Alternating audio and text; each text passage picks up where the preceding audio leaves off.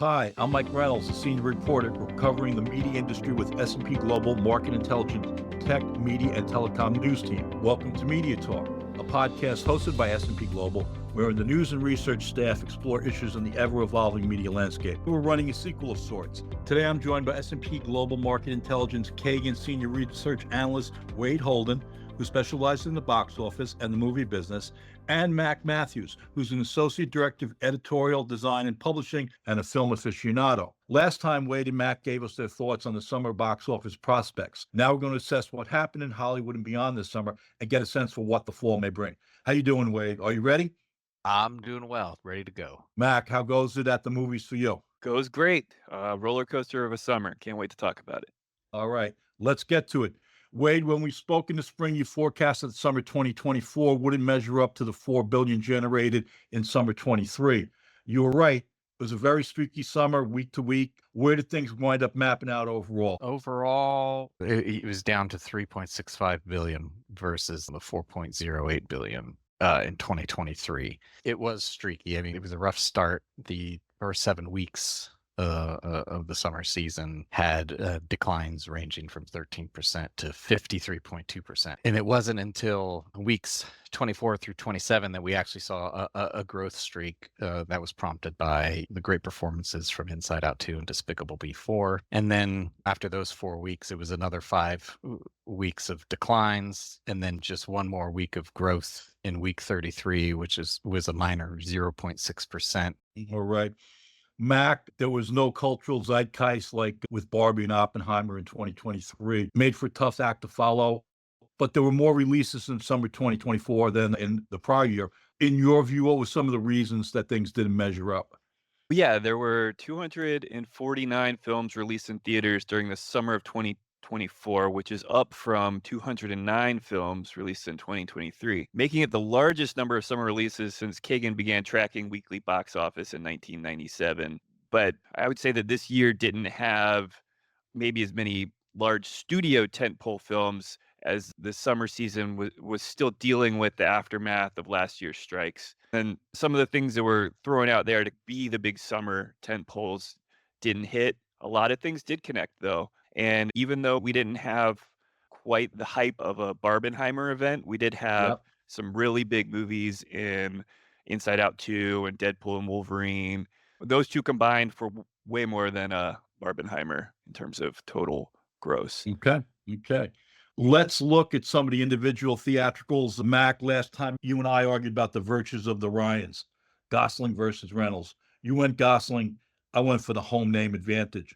Your thoughts on Gosling's The Fall Guy? You liked the movie, started off the summer. If you go to early May, maybe didn't resonate in a really big way like some of the other movies that have transformed from TV into the theater. Yeah, The Fall Guy played out a lot like an adventure rom-com movie. It landed similarly to The Lost City, which starred Sandra Bullock and Channing Tatum, and that one made about 190 worldwide, and this one made about 180. So I think that The Fall Guy would be seen as a success if it were budgeted more like The Lost City, The Lost City was done at about half the price. And I think Ryan Gosling, the movie-going market doesn't really see him as a big tentpole action adventure guy. They see him as a leading man in a great romantic comedy that'll have great holds week after week at the theater if the movie is good, but it's maybe not going to break out with a huge opening weekend like you might expect from a summer tentpole. Gotcha. Wade, why don't you talk about Ryan Reynolds? He was central to the summer's second and ninth biggest box office draws. I think people like his persona, his public personality that he puts out there, and he's cultivated a positive fan base online with the jokes he cracks about his wife and with Hugh Jackman and things like that. And I think Deadpool is certainly the film that rocketed him to superstardom, and he seems to pick his theatrically released projects in a smart way when you look at films like Free Guy and Pokemon Detective Pikachu, which aren't Deadpool.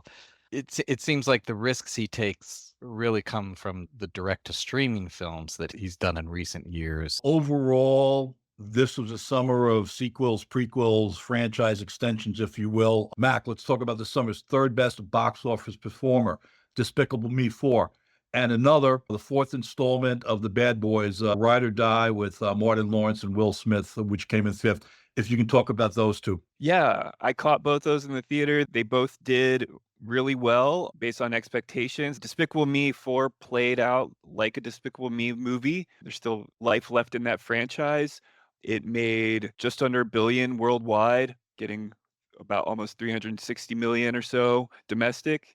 And then Bad Boys Ride or Die, it made over 400 million worldwide, getting close to 200 domestic. I think that's a solid performance. It maybe came in a little lower than the third installment, but that one had the 20-year gap. Right.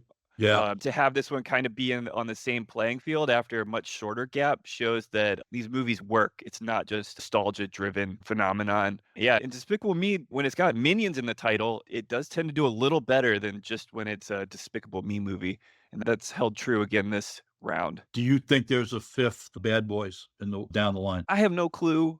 I think that Will Smith, he's proven to be a box office draw despite what Chris happened. Rock? The Chris Rock thing. Yeah.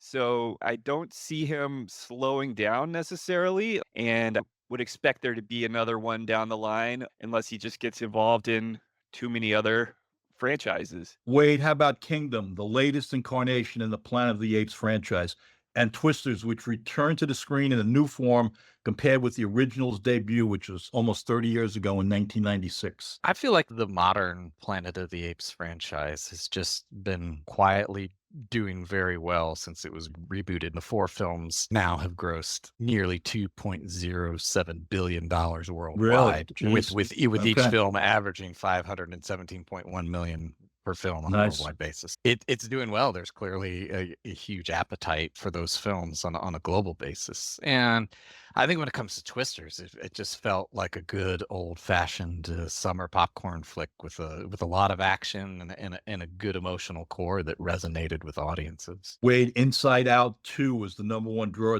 at the movies this summer, made $650 million domestically. On the other side, the fifth installment of the Mad Max franchise, Furiosa, wasn't the charm as a Memorial Day tentpole. Can you talk about those two? Yeah. When it comes to film studios, I think Pixar has a near perfect record when it comes to their films. If you exclude Luca, Soul, and Turning Red, which all got the direct streaming release during the pandemic, the only Pixar film that has grossed less than $100 million domestically is Onward. And that made $60.4 million in the first 2 weeks of March 2020 before the theater shut down. Okay. So there's a strong possibility that it would be $100 million domestic film too. So not the right timing then, that's for sure. Yeah. And I don't think the success of Inside Out 2 is a massive surprise when you consider that Incredibles 2 grossed $608.6 million in 2018, which was 14 years after the release of the first film. So there's a lot of goodwill among audiences for the films that Pixar puts out. Yeah, as for Furiosa, I didn't watch it, but I can speculate that maybe audiences are not very interested in a film in the Mad Max universe that doesn't star Mad Max. There you go. Mac, what did you think? Did you see Furiosa and Inside Out too? I did. Inside Out, that's who doesn't want to know how their brain works? So that's just a bulletproof idea. And I'm not too surprised that it took off the way it did. And I expect them to keep going back to that well because, we all want to know what's going on up there. And Furiosa, I caught that one at the theater. I enjoyed it. It's not even that it's not just a Mad Max film. It's also, there's a different actor playing Furiosa. You have Anya Taylor-Joy instead of Charlize Theron. And so that's another complication. And then add to the fact that the story is long. It's told in chapters, told like an old epic. You don't see that kind of film out too often nowadays. Maybe Horizon would be the most comparable one recently. But with that kind of storytelling, a lot of people are more comfortable with that on TV. And when they go out to the theater and fork out that kind of dough, they maybe want to get wrapped up in a story that's going to be like all about that big, exciting moment of a story and not seeing things play out over such a long stretch of time. Interesting. That makes sense. You want to get hit as opposed to getting into the stories gently or subtly or long-windedly, perhaps. Anyway, how about originals, new kind of concepts this year, Wade? Anything that worked for you? Yeah, I really enjoyed Horizon. I'm a sucker for Westerns. I grew up watching them with my dad, but I do understand some of the criticisms about the disjointed plot line. I was willing to give Kevin Costner a little grace, knowing that it's part one of a planned 4-part film epic. So I got it, but I really still enjoyed it. And yeah, I was very eager to see the second installment in August. So I was disappointed when it didn't connect with Okay. audiences and Warner pulled the second film from the calendar. Wow. And, Okay. yeah. And I also liked The Bike Riders. I'm a Jodie Comer fan, so it's fun to see her do a different accent. She's really great at those. And the way the film was made, to me, it gave me some Goodfellas vibes with the narration and how it was vignettes and time over a period of years. I enjoyed the film. I thought it was very good. Mac, how about you? Something that caught your eye and your wallet this summer on the original front? Originals. I'm looking at what I saw, and it was just sequel after sequel. I did go out and see Trap. It did keep me entertained, but it didn't totally work for me. Okay. Summer studio scorecard, Wade. Yes, Disney's 3 summer releases grossed 1.25 billion domestically, and then when you add in the 272.8 million from 20th Century Studios 3 films, it was a very good summer for the Walt Disney Company. I got you. Mac, Universal placed second.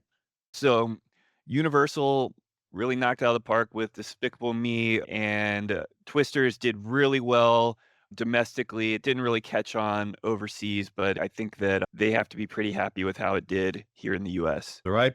Let's turn to the fall. 36 years after the original, Warner Brothers and Michael Keaton have another hit with Beetlejuice.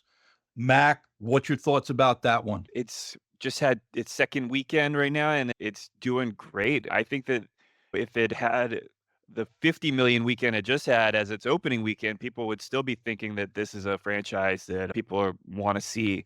And I think that they put together quite a compelling package, having a lot of the original cast return and then throwing Jenna Ortega into the mix, coming off of her hit show Wednesday on Netflix, and having this kind of have that same kind of kooky goth feel to it. It just seemed like at that point they were really cooking and putting together something that was going to generate some hype. All right, we're going to go to a special guest, MediaTalk editor, and my boss, Sarah James, saw Beetlejuice as part of her birthday week and enjoyed it. Sarah, the floor is yours. Yeah, thanks, Mike. I really enjoyed it. I'm a big fan of the original, and I generally enjoy campy horror comedies overall.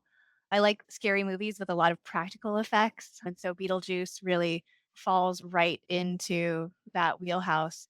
And I agree with Mac. I think that the on-screen talent with Jenna Ortega, Winona Ryder, Catherine O'Hara, and Michael Keaton, you just really can't lose with that grouping. But then also the off-screen talent with Tim Burton and then Danny Elfman on the music. Even just the opening credit scene with that sort of reprisal of the Beetlejuice theme brought me right back to the 80s or maybe I guess early 90s when I was a kid watching it on VHS. It felt like it was a gift made for fans of the original. But I also think Beetlejuice is a strange case study because there was a moment where it appeared that the movie, as it was originally budgeted at over 147 million, I think, was going to go straight to streaming.